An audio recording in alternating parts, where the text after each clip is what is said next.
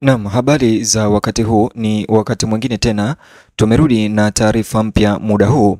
Mnamo Jumatano ya Novemba tarehe 5 mwaka wa 2025, mvutano wa maandamano ulifikia kiwango kipya kwa Watanzania, huku Watanzania wenye hasira wanaoishi nje ya nchi walipokusanyika nje ya jengo la Mahakama ya Kimataifa ya Uhalifu ICC huko The Hague kudai haki kwa madai ya ukiukaji wa haki za binadamu na mauaji yaliyotokea nchini Tanzania. Bonyeza alama like kisha subscribe kabla tuendelee. Umati wa watu wenye hisia kali wakipeperusha bendera za Tanzania na kushikilia mabango yanayosomeka haki kwa Watanzania na Samia aweze kupelekwa ICC walitaka uingiliaji kati wa haraka wa kimataifa, wakihusisha kilio chao na kuendelea kwa maandamano ya Tanzania ambayo yamelitikisa taifa hilo tangu uchaguzi wa Oktoba wenye utata. Kwa mujibu wa mashuhuda wa tukio hilo, maandamano hayo nje ya ICC siku ya tarehe 5 Jumatano mwaka 2025 yalianza mapema asubuhi na kukua kwa kasi, huku Watanzania wengi waliokuwa uhamishoni nje ya nchi wakijiunga na mshikamano na maandamano hayo. Walishutumu serikali ya utawala wa CCM inayoongozwa na Rais Samia Suluhu Hassan na chama tawala kwa kupanga vurugu hizo na kukamata watu kinyume cha sheria na kukandamiza upinzani wa Chadema kisiasa. Katika taarifa ya hisia kali iliyowasilishwa kwa maafisa wa ICC, waandamanaji hao waliitaka mahakama hiyo ifungue uchunguzi kuhusu uhalifu dhidi ya ubinadamu uliofanyika wakati wa maandamano ya Tanzania hivi majuzi, hasa wakimhusisha Inspekta Jenerali wa polisi na mkuu wa ujasusi Suleiman Abubakar Mombo, wakitaka waweze pia kuhusishwa katika kesi hiyo ya ICC. Waandamanaji hao waliwasilisha ombi la kina lililoelekezwa kwa ofisi ya mwendesha mashtaka ICC, wakieleza kile walichokitaja kuwa miaka ya miminyiko ya utaratibu wa uhuru wa kisiasa na kulenga ghasia kwa viongozi wa upinzani. Ujumbe wao kwa ICC jana ulikuwa wazi: ni wakati wa kuwajibisha wakuu wa usalama wa Tanzania kwa mauaji na kupotea kwa watu au Watanzania walioshuhudiwa wakati wa maandamano ya Tanzania.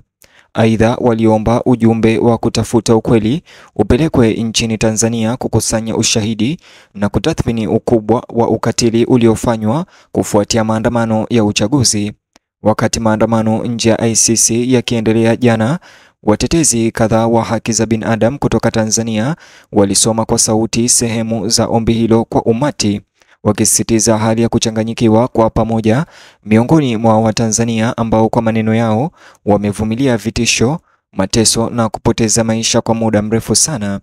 Hati hiyo iliangazia orodha ya madai ya dharura, ikiwamo kuachiliwa kwa wafungwa wa kisiasa ambao ni viongozi wa upinzani akiwemo Humphrey Polepole, Tundu Lissu pamoja na John Wegesa Heche, ambao waandamanaji hao pia wanadai walikamatwa kwa sababu za kisiasa wakati wa maandamano ya Tanzania. Waandamanaji hao pia walitaka katiba mpya inayoongozwa na watu, wakisema ndiyo njia pekee ya kurejesha haki, demokrasia na uwajibikaji nchini Tanzania. Walitaka serikali kuanza upya mara moja na kukamilisha mchakato mabadiliko ya katiba ambao ulikwama katika miaka ya hivi karibuni. Wengi wa waandamanaji hao waliozungumza wakati wa maandamano hayo nje ya jengo la ICC walisema mfumo wa sasa wa nchi umeshindwa kulinda haki za raia wa Tanzania na kuwawezesha walio madarakani kuendesha taasisi na kuwanyamazisha wapinzani kama ilivyoshuhudiwa wakati wa maandamano ya Tanzania. Suala jingine muhimu lililoibuliwa wakati wa maandamano hayo nje ya ICC ni kuminywa kwa uhuru wa kujieleza nchini Tanzania.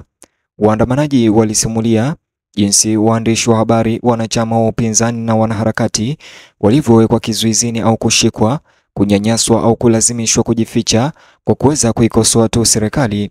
Walidai kukomeshwa kwa udhibiti na unyanyasaji wa vyombo vya habari, wakisisitiza kuwa uhuru wa kujieleza ni msingi wa demokrasia ambayo ilikiukwa vikali wakati wa maandamano ya Tanzania.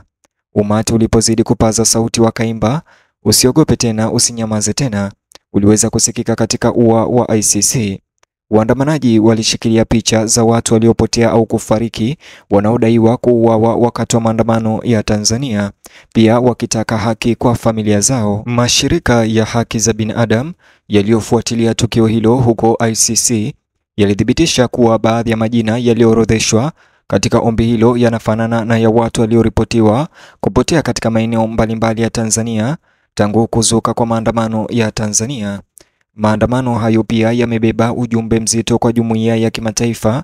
Viongozi wa waandamanaji waliutaka Umoja wa Mataifa, Umoja wa Afrika na Umoja wa Ulaya kuchukua msimamo na hatua thabiti dhidi ya serikali ya Tanzania. Walishutumu serikali kuuza ulimwengu kwa kufumbia macho, huku raia wasio na hatia wakiweza kutendewa unyama. Nikinukuu, walisema hatuko hapa kwa sababu ya chuki. Mwandamanaji mmoja alifoka kwa sauti akisema, tupo hapa kwa sababu tunaipenda nchi yetu ya Tanzania na tunataka ulimwengu kujua ukweli kuhusu maandamano yaliyofanyika. Katika ombi hilo, waandamanaji walielezea hali ya sasa nchini Tanzania kama ukiukaji mkubwa wa viwango vya kitaifa na kimataifa vya haki za binadamu. Walionya kuwa iwapo jumuiya ya kimataifa itakaa kimya, ghasia zilizozuka wakati wa maandamano ya Tanzania zinaweza kuzidi kwa mgogoro wa muda mrefu.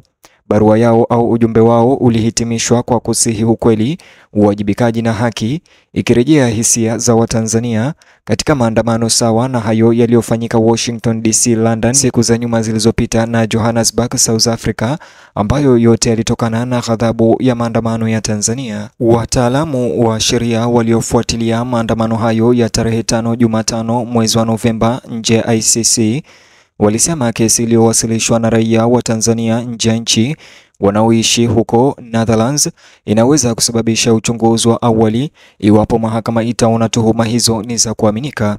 Walibainisha kuwa madai ya waandamanaji ya mauaji ya kiholela, mateso na kutoweka kwa lazima katika maandamano ya hivi majuzi yanalingana na ufafanuzi wa uhalifu dhidi ya ubinadamu chini ya mkataba wa Roma ambao unasimamia ICC.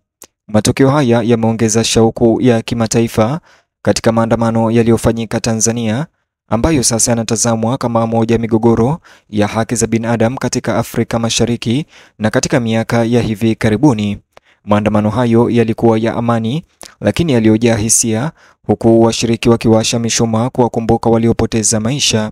Wazungumzaji kadhaa walikumbuka wakati ambapo maandamano ya Tanzania yalianza kufuatia uchaguzi uliokuwa na ushindani mkali wa Oktoba tarehe 29 na jinsi yalivyoongeza haraka baada ya polisi kutumia risasi za moto dhidi ya raia. Nikinukuu, mmoja alisema, hatuwezi kujifanya kuwa Tanzania kuna demokrasia wakati watu wanakufa kwa ajili ya kutoa maoni yao katika maandamano. Mratibu mmoja aliweza kuzungumza kwa hasira huku wenzake wakiweza kumpongeza kwa kumpigia makofi. Wachambuzi wanasema kuwa kuongezeka kwa kasi ya maandamano na mambo yanayoendelea Tanzania nje ya nchi kunaweza kuweka shinikizo kubwa kwa serikali ya Rais Samia Suluhu Hassan, huku tahadhari ya kimataifa pia ikiwa juu ya The Hague, ICC na ripoti mpya zinazoibuka kila siku kutoka nchini Tanzania. Waangalizi wa kimataifa wanaamini kuwa ICC inaweza kulazimika kuchukua hatua kali. Maandamano ya Tanzania ambayo hapo awali yalitupiliwa mbali kama machafuko ya ndani sasa yamebadilika na kuwa hitaji la kimataifa la haki na mageuzi ya kidemokrasia. Ni hayo tu mtazamaji, bonyeza kiboksi hicho kwenye screen yako kitakuelekeza katika taarifa zetu zaidi. Pia kumbuka kusubscribe.